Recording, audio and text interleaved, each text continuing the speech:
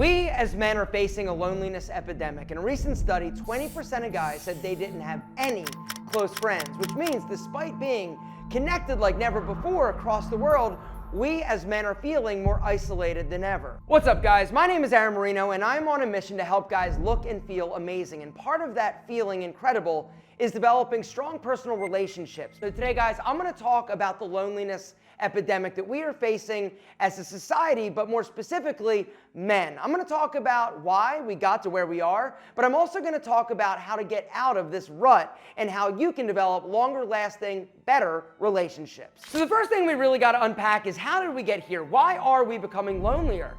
Because the truth is that I feel like it's gonna get worse as opposed to better unless you fix a few things and change the way that you approach relationships and friendships, which we'll talk about a little bit later in this video. But the bottom line is this: the internet has effed us in terms of friendships and feeling connected and close. We've gotten into this bad habit of just consuming content or interactions as opposed to actually interacting and having it be both ways, right? It's a give and take. Any friendship that's a good friendship, it has to be equal in terms of you give, I give, we give together, and we communicate as men, right? This is how you build a friendship. You share things about yourself, they share things with you, and then you have a common ground, or you build a relationship on past experiences. But unfortunately, because of social media, all we're doing is consuming other people's things or stuff. The other problem with this is that we get this little hit of dopamine, right? Dopamine has become a big issue, all right? We're spending so much time on the internet, we're getting little artificial hits of dopamine when we look at porn or when we surf Facebook or Instagram. And unfortunately, this dopamine constantly being flushed and pumped into our brains has caused us to basically lose motivation to go out and earn the dopamine like we were intended. Culturally, things have changed in terms of what men do for fun. Now, a lot of men are going to video games, which I'm not saying that there's not a time or place, but in my opinion, this is no substitute for interactions that you get when you actually meet or talk to somebody in person. Unfortunately, a lot of people, when they're playing video games, they think, oh, I'm interacting with somebody. That is not the same thing as building a friendship or a relationship. You're not having shared experiences. Another reason is organized sports. People aren't going out for organized sports like they used to when I was a kid. Right? That was a breeding ground. When you played sports and you were in a team environment, this was one of the foundational reasons why you became friends with certain people. When you're on a team, you not only have shared experiences, you're going through hardship and learning things together. And it's this experience that builds camaraderie and it builds a connection to one another. Something else is church. A lot of people aren't going to organized churches or religions as much as they used to. Back in the day, like when our grandfathers were kids, everybody went to church. Church was another place where you met people, you interacted with them on a weekly basis and saw them consistently. Less guys are getting married. There are more single men out there now than ever before. And this is another thing that is preventing us from feeling fulfilled or feeling like we've got connections or that we're lonely. Right? When you've got a girlfriend, okay, fine, there's somebody, but then oftentimes you're gonna have other couples or relationships with other people and go and do things. And so you're going to build friendships that way as well. And then if you get married, you're gonna have children oftentimes. And then when you've got children, then you're gonna be seeing and hanging out with other people that have children. And then if your buddy gets married and you didn't, you know the story. He's gonna go do his thing. And you're gonna see him less and less and less.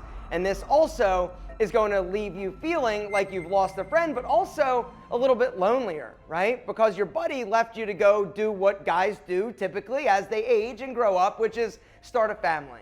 And you are still single.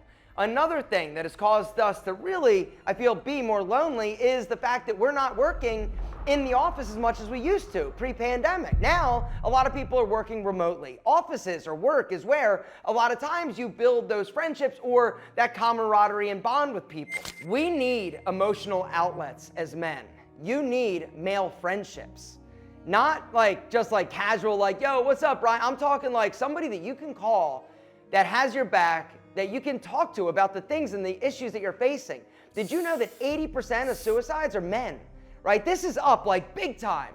It is a problem because if you don't have that connection, if you don't have those relationships your mental state will erode. You're gonna feel lonelier than ever before. You're not gonna have the tools that you need and the people you need around you to solve problems, or basically just that outlet to deal with stress, anxiety, or the shit that we deal with as men.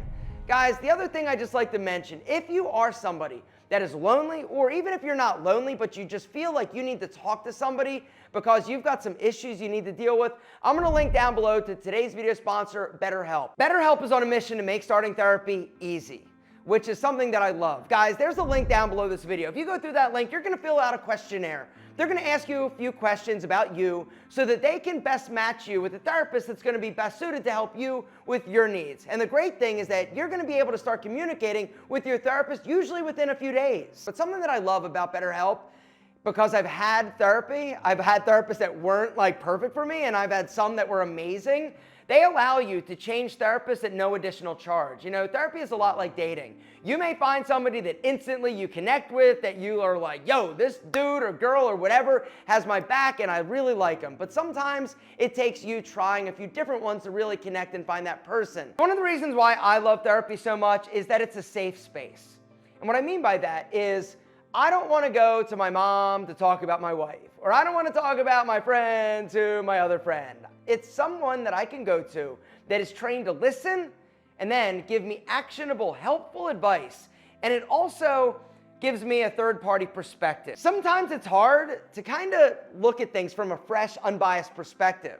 But your therapist doesn't have to sit next to you at Christmas dinner, right? Their only job is to help you deal with your issues and feel better. Guys, bottom line is this. If you are ready to talk to somebody and feel therapy could be something that you would be interested in, I want you to hit our special link down below. That's betterhelp.com/alpha-m. That's betterhelp.com/alpha-m to get a discount off your first month of therapy. All right, guys, so we know obviously it's a problem. How do we fix it? How do we have and find friends and make deeper connections?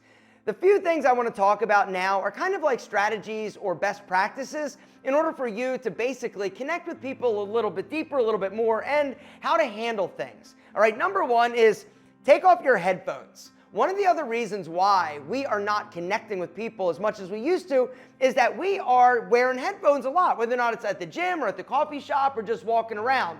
When you have headphones on, it automatically shuts other people down from talking to you because they feel like they're bothering you if they actually would want to come up and talk to you. But the other reality is they don't come up to you because you got headphones on. Number two is spend less time on your devices or on the internet. All right, here's the reason. All right, we've already talked about dopamine and the negative effects technology has on our dopamine. Well, the less time you spend, your dopamine level is going to get in check, and you're going to need to get it through healthy sources, which we're going to talk about in a second. The other reason is that there was this massive study that showed the more time we spend on our devices or social media, the less connected and lonelier we feel. Third tip is get active. Join a sports team. Go to a meetup. There's so many different ways for you to connect with real people in your area.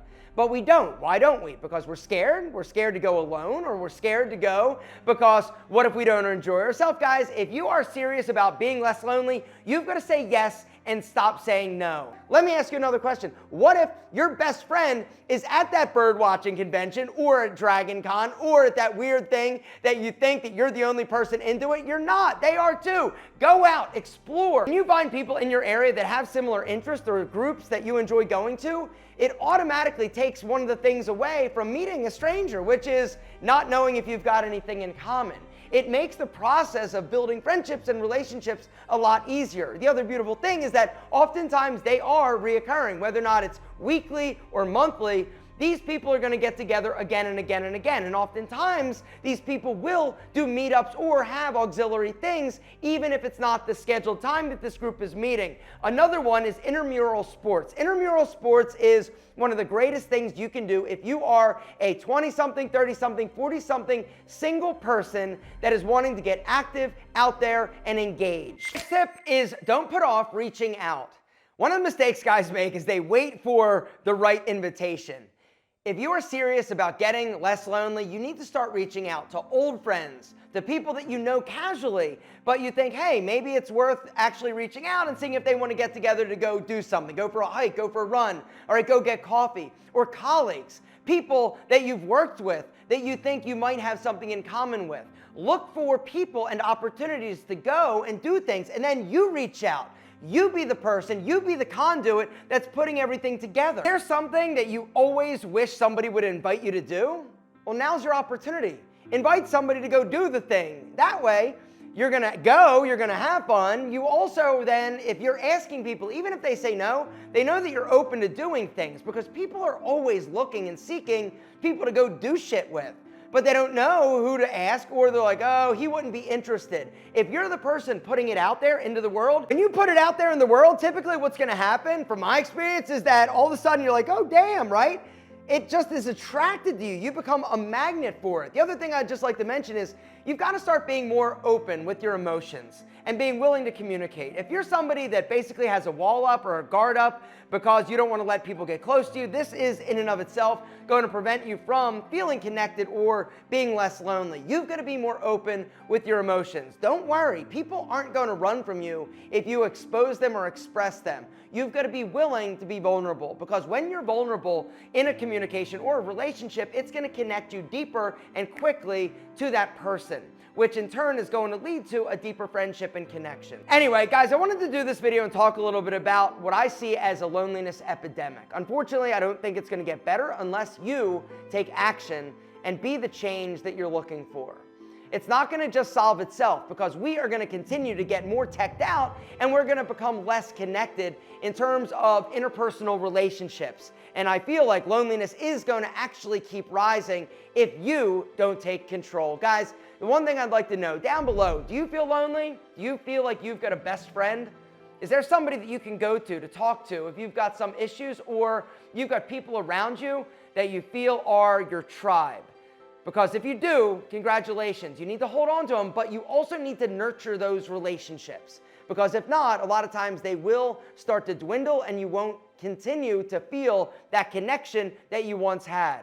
Every relationship, whether or not it's a marriage, a girlfriend, or a friendship with a bro, takes time. It also takes caring for. It's like a flower. If you water it, it'll grow. But if you don't, it'll die.